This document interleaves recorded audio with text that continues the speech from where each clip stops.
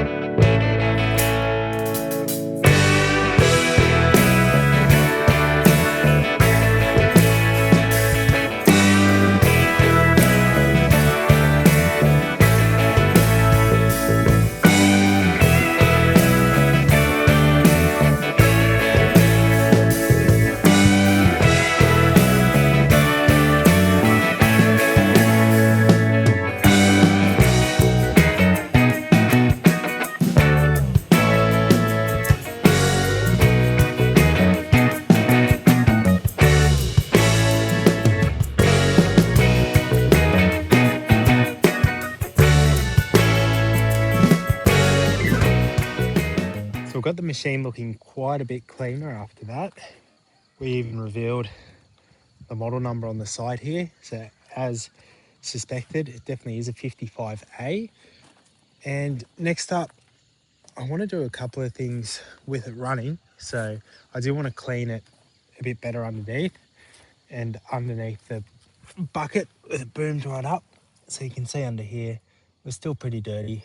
I want to get as much of that off as we can. So what I want to do, start it up, lift that bucket up there and get underneath as best we can.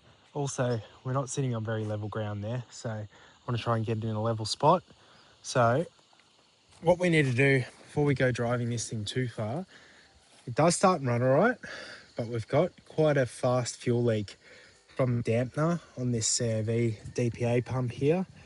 Basically, inside this unit here, you've got a metal diaphragm that moves back and forth and absorbs any high or low pressure spikes in the fuel injection pump, which you'll especially get as you come round past and finish injection on one cylinder. You'll get a pulse of high pressure and then a rapid fall, and this diaphragm moves in and out and absorbs that. Now, a very common problem on those steel diaphragms is to fracture after a long time of moving back and forth. They do weaken and fracture, and that's what's happened on this one here. So I'm going to start it up and I'll show you the rate at which we're leaking. And then I've just received a new one today from the UK, so we're going to put that on and we should be good to run the functions and drive this thing back and forth a little bit. So I've hooked up a little battery with a jump pack on here. And we'll come around to the start switch, and this is a cold start. It hasn't been started in about a week now since I drove it in here. Now we'll pop our bucket off. It's keeping rainwater out of the stack there, and let's have a look what this thing does.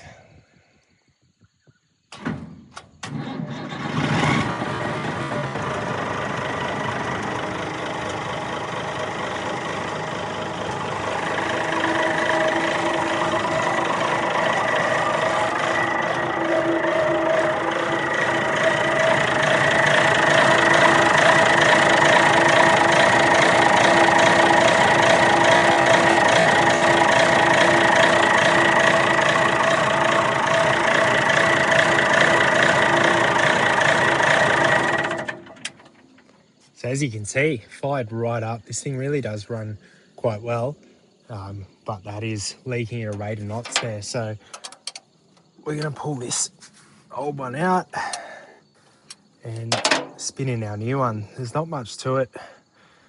We're obviously in a pretty good position given that I just pressure wash this so it's very clean around here. If you are just pulling this thing out at service, you'd want to get some compressed air and really clean this up. So we'll get our new dampener on the right here, and you can see how it's got the 2 O-rings, and machined into this one it's got a little shoulder there. On the original ones they just use an O-ring and then a backing washer, and that backing washer almost always gets stuck in the gallery there on this pump. You can see that. So what I'll do is I'll grab a little pick and see if we can get that out.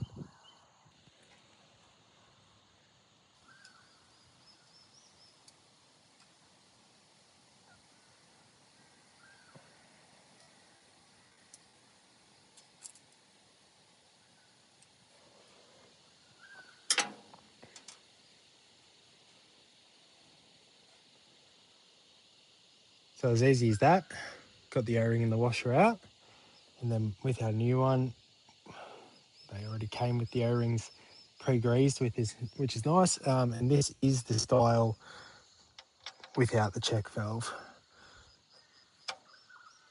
So just press it in past that first O-ring, and that thread will start there, and from there we just wind it in, and you want to make sure that it winds in nicely with minimal resistance. You'll get a little bit as it comes over those O-rings, but you should be able to wind it up all the way home without having to use a spanner or any tools on there.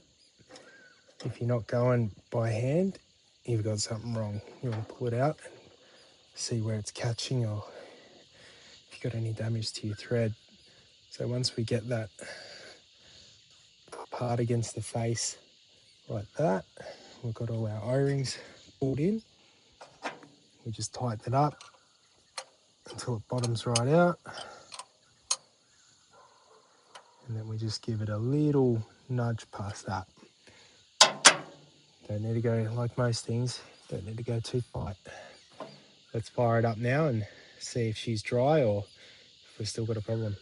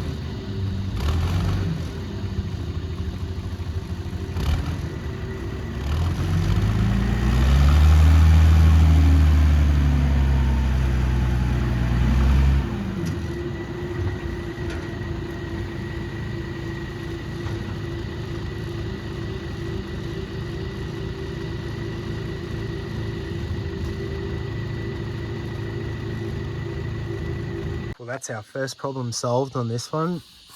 Dry as a bone under there. So that's going to save us a few litres an hour, I dare say. Now you would have seen me rocking it back and forth there between forward and reverse. That is because we have no hydraulic steering at the moment, and it's almost impossible to turn. So by going back and forth a little bit, it gives me a little bit of leeway between gears to get that back wheel turned a bit. So like I said, got the bucket up a bit just to give it a bit more of a clean and under.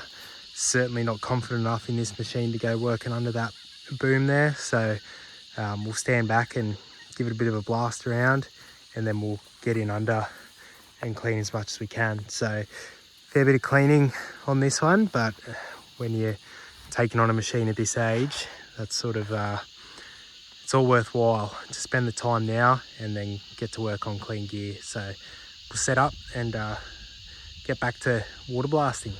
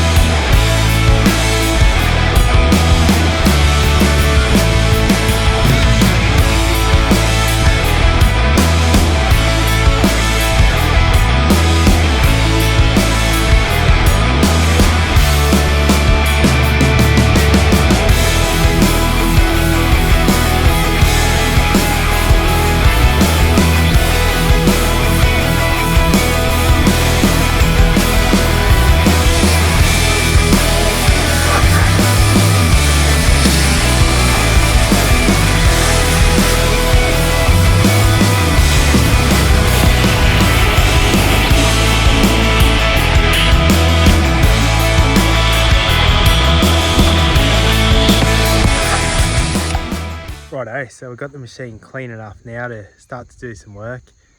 Came up, as they would say, far from good, good from afar, but we'll get in regardless and can do a little bit more cleaning up as we go if we have to. So we're going to start on the electrical system. We're going to do a full tear out and rewire on this. So I'll run you through the electrical system on the machine now. It's super simple, there's not much at all to it, so let's have a look. We'll run through the electrical system from front to back. So to start with, battery cables are not looking too crash hot at all, so they're obviously coming out. Isolator switch there, that's like I said, everything's getting replaced, so we're not mucking around with this one, it's all coming out. So every wire that you see there, you can look up at the back of the dash panel there, nothing on that dash panel works, and that's all coming out. We'll grab to our start panel here so you can see the hour meter or what's left of it. It's obviously some sort of gauge and a power outlet there. And this is the behind it. So a few people have done some patch jobs over the years, but it's time to do it properly. You start solenoid down there. This side of the engine, you've got your alternator. That's about it for electrics on this side, and then around the other side, got the starter, and pretty much everything pulled from the starter. So battery back to the starter solenoid, and then power taken off from the solenoid. Same as pretty much every machine, but obviously the condition is very poor. So let's strip it out. Gonna give ourselves some better access here. Gonna pull out a few sheet metal panels off. So pull that dash cluster right off there, or what's left of it. And then we'll pull the seat base out here. I was just having a look at that. You can see that all the studs or bolts, whatever it was using, have snapped on that. And someone's taken the initiative to weld the thing on. So we'll grab the grinder, cut them off, and we'll see if we can repair all these threads and get that back to a removable panel and have a look at what's going on under there. So grab the grinder now and get that off.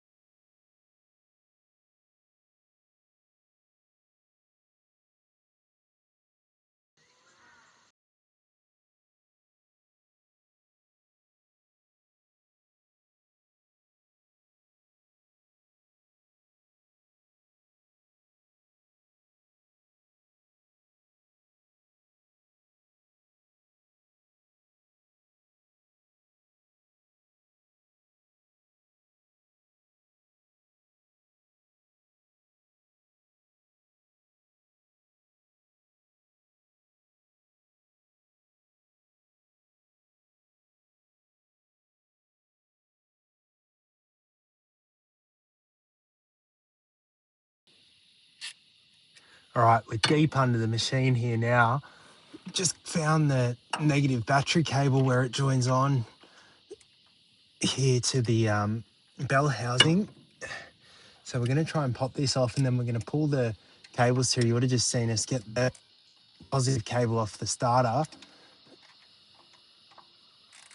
And these cables are just in terrible shape. It's a wonder that they're actually working, but they did. Crane can start this engine when I picked the machine up. But when you have a look at how much insulation is missing, it's just wild to think that these things actually carried current. So we're going to go up the top now that we've got this one on. Off. I'll chuck this bolt back in. And we're going to pull these cables right through and have a look at the state they're in and why. I'll show you guys why I'm actually chucking these things in the bin and starting from scratch. Right, this is our battery cables, and if anyone's wondering why I'm getting rid of this big copper cable, have a look at that. If we can get the camera to focus on that, it's worn right through the insulation into the copper. That's the negative. And then on the positive here, wait, what is going on there? The whole twist and tape, I reckon. Yeah, they're done. Like, look how stiff that thing is. Somehow they were carrying enough current to crank this thing over and start it, but we're not mucking around with that. They're going in the bin. We're starting fresh. Righto, wiring stripped out. See a little pile on the ground there. So like I sort of ran through first, there's really nothing to the electrical system on this, which is one of the benefits of these older machines. Incredibly simple to rewire. Anyone who's mucked around with a newer machine will know that that's generally not the case. So lucky on this one. But the downside of these older machines is this. So you can just see the absolute mess that we've uncovered under this seat, like just a thick buildup of oil and grease and dirt. Like there's no way to even see if anything's leaking in here or what's going on. So as much as I don't want to, I'm going to pull the power washer out again and do a final little bit of cleaning here so that we can carry on working and run any cables and everything in a little bit cleaner environment. So blast this off now and then continue on with the electrical system.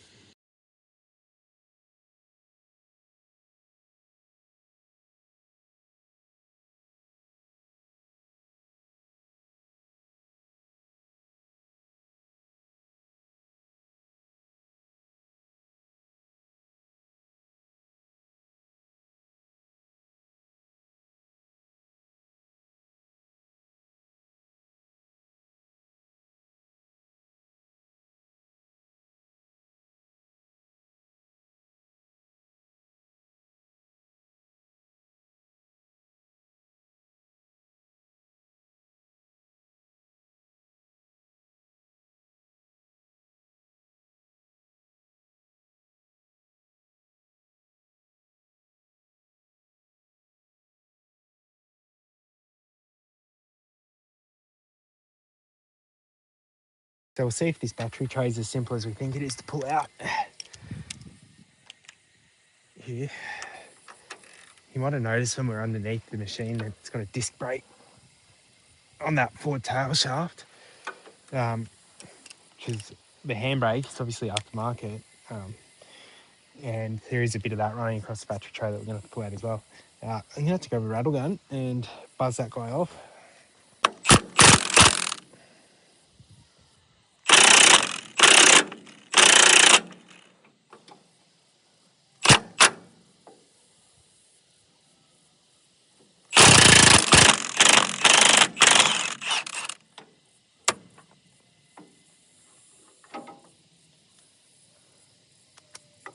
I don't think that's been off in a while. But we got him nonetheless. Now, there's a little bolt through down the back there.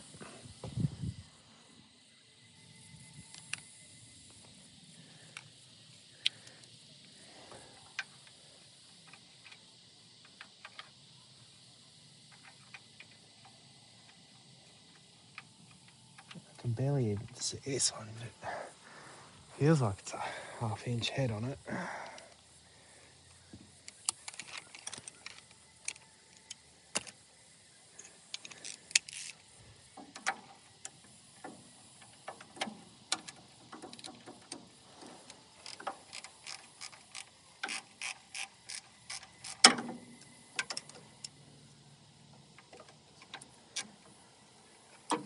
That's loose, it's just spinning. I'll grab the nut on the other side and hopefully the thread's as loose as the boltage just sitting in it.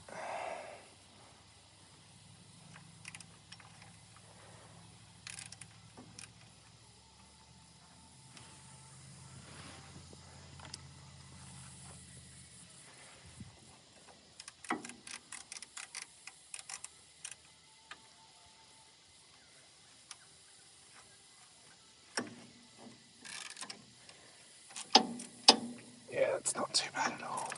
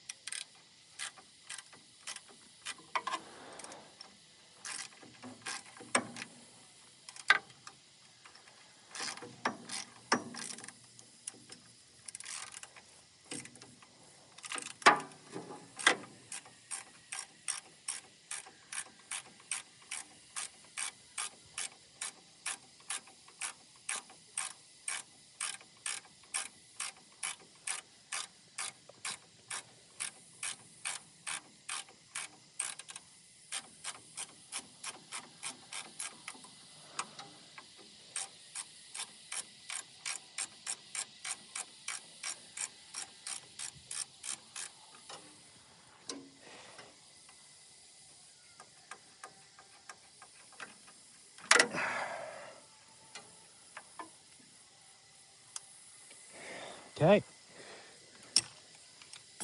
So there's one little bolt on the battery tray now, this one here, which is seized, and I'm going to cut it out. To get to the nut, I'm going to have to cut, you can see the nut down there.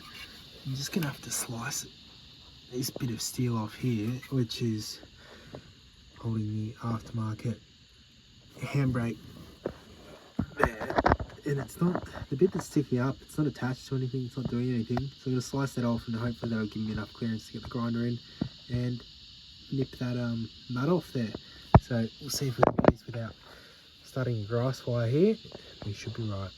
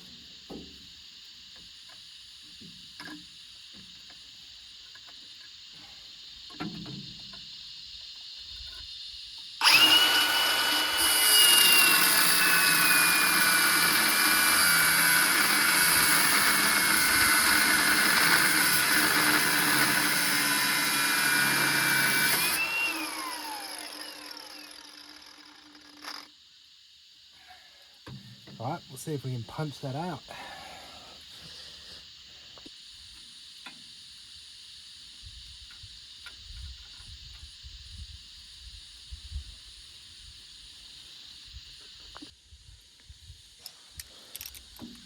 just going to loosen off this handbrake cable mount, little bracket here, get the cable, pull the cable out of the way, because that seems to be stopping our battery tray here from coming out.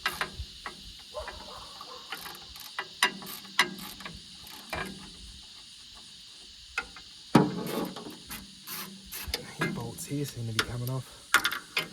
Alright.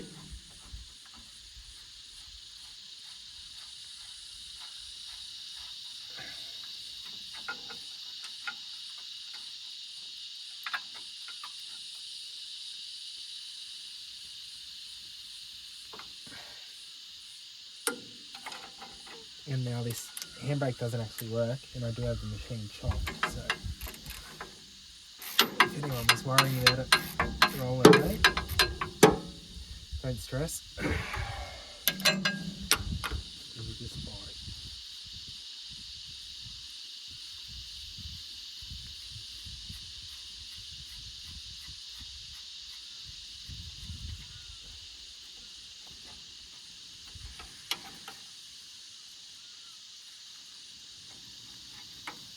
Okay, let's see now if that battery tray will come out. Shouldn't be anything else holding it there that I can see.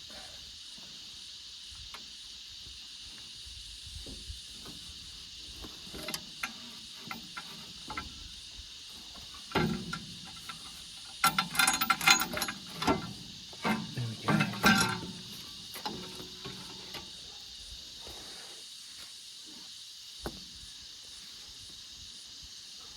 So the battery tray back at the shop now. We're going to make some modifications. First thing we need to do is the battery has nothing to stop it sliding back into that handbrake cable that you'll just seen us disconnect. So the back of the battery tray is also supported at this point here. So what we're going to do is cut it off just behind those rear mounts and put a piece of flat bar across the back there, and that will become the back of the battery tray. At the forward end, there's also nothing to stop the battery sliding forward unless you got one that fits perfectly in that space, which unfortunately doesn't exist. And it also needs to clear our hood at the front, which comes up on an angle like that. So what we're going to do is get a bit of angle and make something up that we can bolt in to lock the battery in position. The filter mount, that's going to stay the same. This mount for the old pressure relief valve, we're going to get rid of that. And as you can see, there's a lot of dirt on this, and especially in the areas where we need to weld. So we'll get this cleaned up and decontaminated as best we can and weld a few bits of steel together.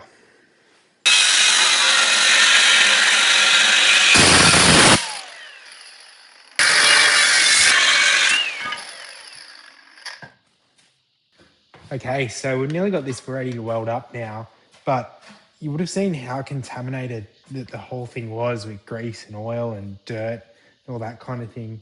We're going to be using the TIG welder for this. It's just what I've got available at the moment.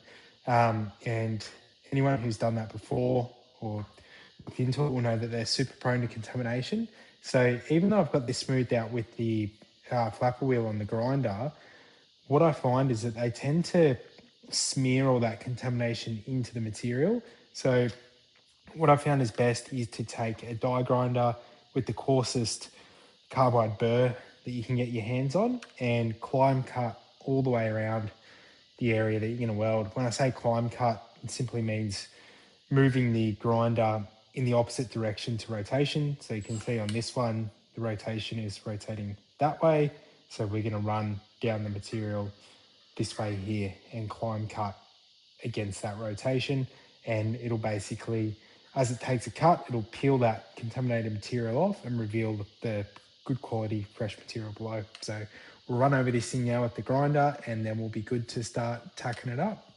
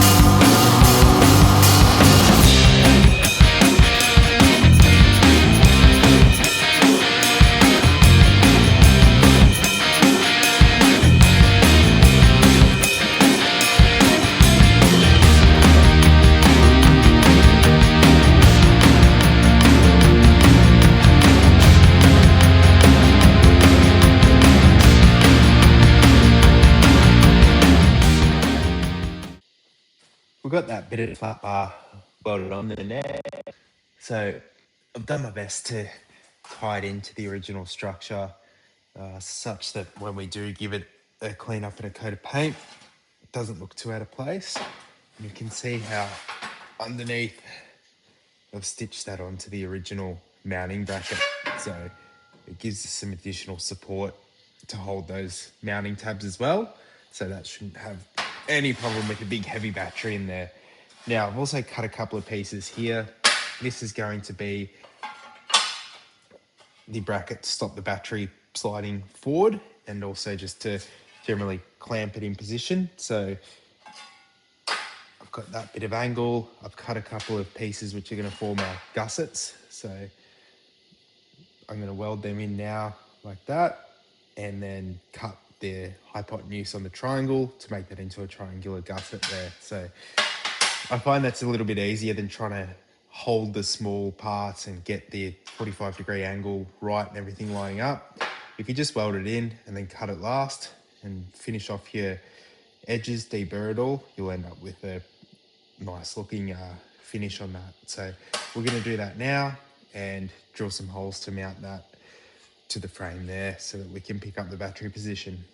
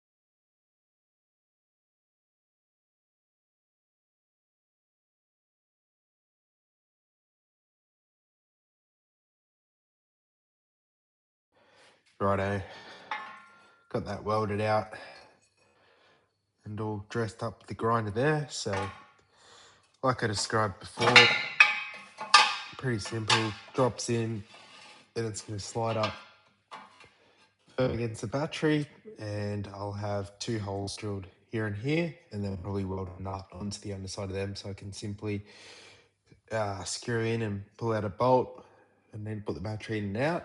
I do know what battery I'm going to put in here. It's probably just going to be an N100, but I do want to get the battery before I drill this off just to make sure that it's fit exactly. So that is going to be us now on the battery tray.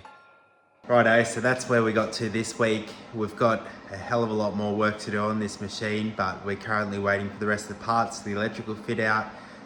We've got a bunch of parts on the way to do a new steering system, hydraulic system, and lots of other stuff to come. So stay tuned and we will do a video each week showing you where we get to. Cheers.